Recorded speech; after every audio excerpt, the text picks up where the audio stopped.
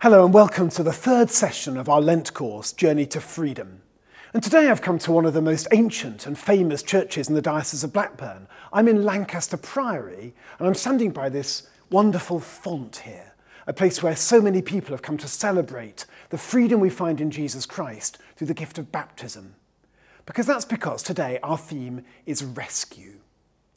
Now I wouldn't be here today without a rescue. When I was a boy, many years ago, I was with a school group swimming in a lake in Austria, and I decided to swim out to a nearby island, which looked really exciting and interesting. Unfortunately, at that stage, I hadn't quite learnt to swim, and the distance was far greater than I imagined. I set off fine, swimming along, but after just a few metres, I realised I could go no further. I was sinking. Panic was starting to set in. I started to worry that nobody would see me. But fortunately, one of the older boys in the group noticed, and he swam out powerfully, a wonderful front crawl. He reached me and he hauled me to the shallow water and to safety. Without that boy, I dread to think what would have happened. Few things are quite as inspiring as a good rescue story. You may have seen that amazing film, One Life, which follows the story of Nicholas Winton. Nicholas Winton was an ordinary stockbroker, but his attention to detail led to 669 Jewish children being rescued from Prague at the start of the war. It's a very simple film, but it's overwhelmingly moving because of the self-giving love that is necessary for a rescue. In a rescue, the people in danger are, by definition, powerless. There's nothing they can do about their plight. They're wholly dependent on the courage and compassion of their rescuer. That's why rescuers are so precious. That's why many of us would love the chance to be rescuers. Today we focus on one of the greatest rescue stories of all time. And just like my own, it's a rescue through water. The text of Exodus may be thousands of years old, but the scene here could be lifted straight out of Hollywood. The Israelite slaves are fleeing Egypt as fast as they can, but they're held back by their cattle and their children. The armies of Pharaoh, the mightiest in the known world, are pursuing them by chariot, the horses breathing down their necks, and then disaster falls. The Israelites meet the sea. There's water in front of them. Pharaoh's bloodthirsty troops behind them. They're trapped. They don't have a chance. All is lost. But then, in the nick of time, God sends Moses to be the rescuer. He holds his staff over the water, and the wind drives back the water of the sea. The sea, we're told, becomes like a wall on the left and on the right, and the Israelites pass through, dry-shod, through the sea. Then, when the Israelites have got through, the waters return to their normal place, and the whole army of Pharaoh is destroyed. Not one of them remained. It's a mighty, mighty rescue. And so how do the Israelites react to their rescue? Well, they sing. They declare God's praises for all to hear. They shout out to anyone who will listen the wonder of the God who is their rescuer. I will sing to the Lord, for he has triumphed gloriously. Horse and rider he has thrown into the sea, they sing. And still today, the Jewish people sing God's praises for this mighty rescue. What a drama. What a story. But listen to John Chrysostom, who was Archbishop of Constantinople in the 4th century. In this passage, he's talking to those who wish that they'd been at the Red Sea themselves to witness the wonder of this miraculous rescue.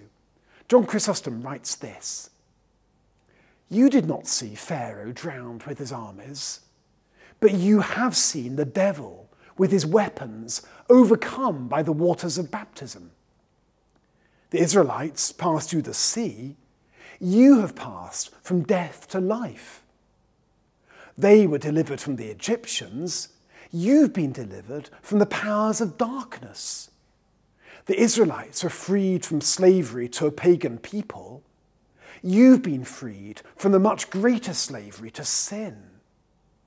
Do you need another argument to show that the gifts you received are greater than theirs?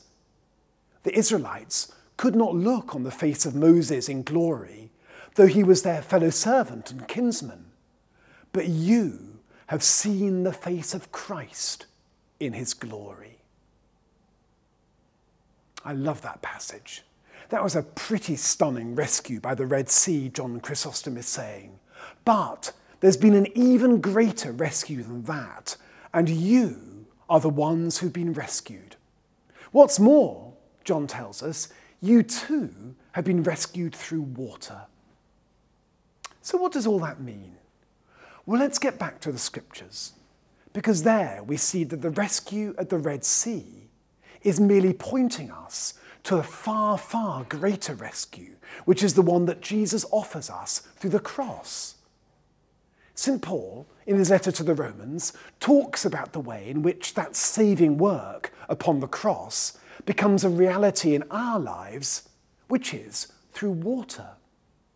As the Israelites found freedom through the water of the Red Sea, so we find an eternal freedom in the cross through the waters of baptism. Here's what St. Paul writes. Do you not know that all of us who were baptized into Christ Jesus were baptized into his death? The Israelites passed through the waters of the Red Sea to find freedom in the Promised Land. That was an amazing rescue. But even better, those who've been baptized have passed through the waters of death to find eternal freedom in the Lord. That's why very soon this font will be busy, because in many churches the highlight of the ceremonies of Easter will be when Christians gather to renew the promises of their baptism.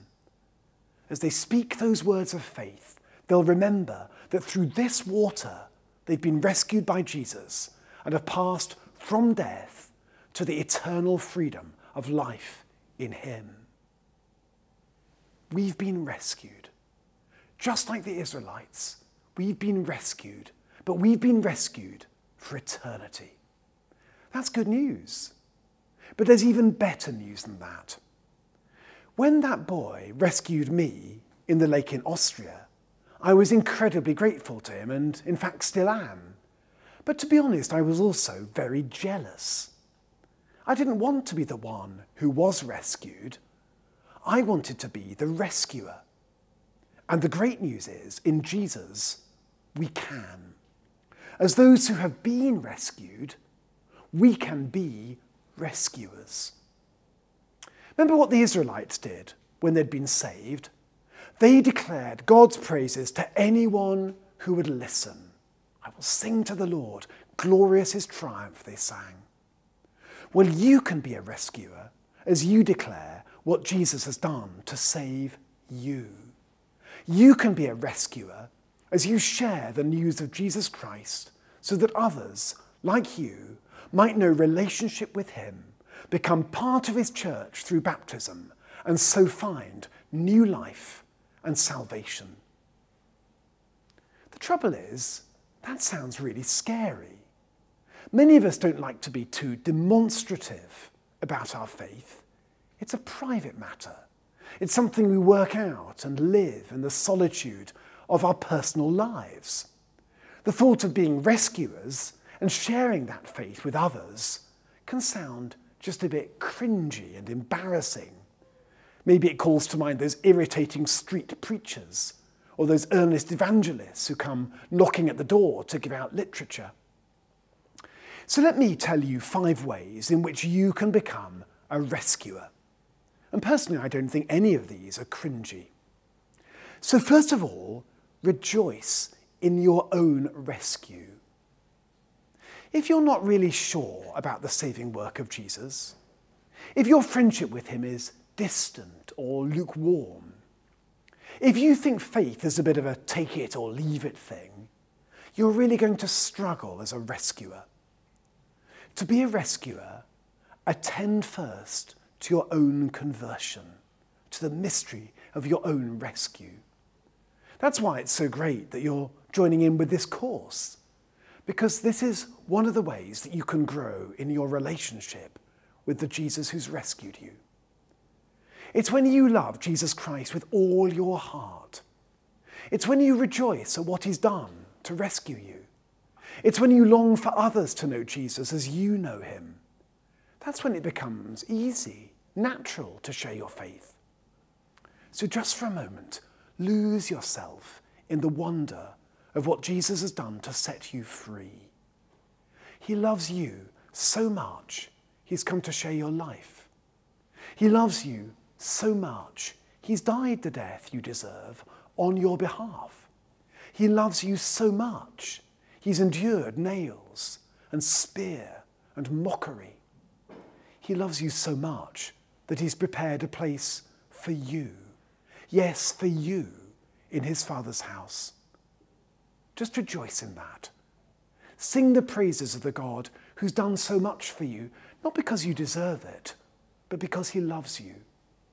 Because if you want others to know Jesus as Lord, you need to know Jesus as Lord. Then second, pray for those who are yet to be rescued. How many people do you know whose life is incomplete because they've not yet met with Jesus Christ? After this talk, write down 5 of their names. They may be your children or your parents. They may be friends or colleagues from work. Write down 5 names and then pray for them by name every day. Bring them before Jesus in prayer, just as the friends brought the paralytic before Jesus in Mark chapter 2. Pray for them with persistence and see what happens, because God answers prayer. Then third, to be a rescuer, live the Christian life joyfully. Some Christians, are so grumpy and miserable, it's amazing anyone becomes a Christian. They moan on social media, they complain about everything, they argue with the vicar, that's unless they are the vicar, they shush the children, and they behave as if we had a gospel of gloom rather than a gospel of joy. A simple way to be a rescuer is to live differently as one rescued by Jesus Christ. So be generous and hospitable. When someone moves into your street, be the first to take a tray of cakes and welcome them. At work, be the one who offers to make the coffee. If you know someone who's alone or struggling, visit and pray with them. In a postmodern age, lifestyle matters so much more than words. And if you live differently, as one rescued by Christ, people will soon want to know why. Then the fourth way of being a rescuer is to invite. When my friends hold a party and I don't get invited, I feel left out, hurt, excluded, and unwanted. So I wonder how many people don't go to church because no one has ever invited them.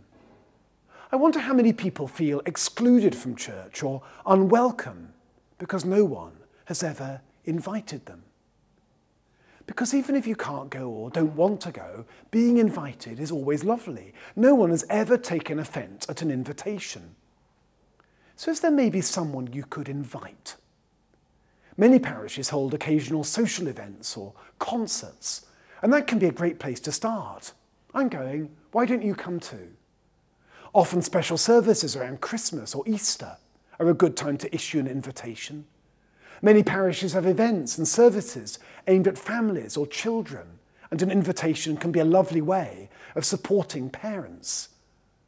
And above all, you can invite people to the wonder of worship. You can invite friends to meet with Jesus himself on a Sunday morning as the Bible is opened and bread and wine is made holy.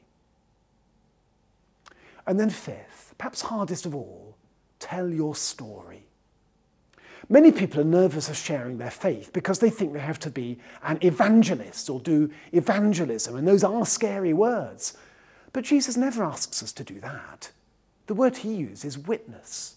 He sends us out to be witnesses. Now, in a court, witnesses do no more than tell what they've seen. They don't need to persuade or win arguments, they just tell. And you have an amazing story to tell. The story of how Jesus has rescued you through the water of baptism and set you free forever. Pray hard, and the time will come when someone you know wants to hear that story. The greatest rescue of all, a rescue even greater than that of the Israelites at the Red Sea, and the one rescued is you. You've passed through the waters of baptism, and in so doing have died with Christ to rise with him to freedom. Rejoice in that rescue, then go and be a rescuer, that all might know the glory of freedom in Jesus Christ.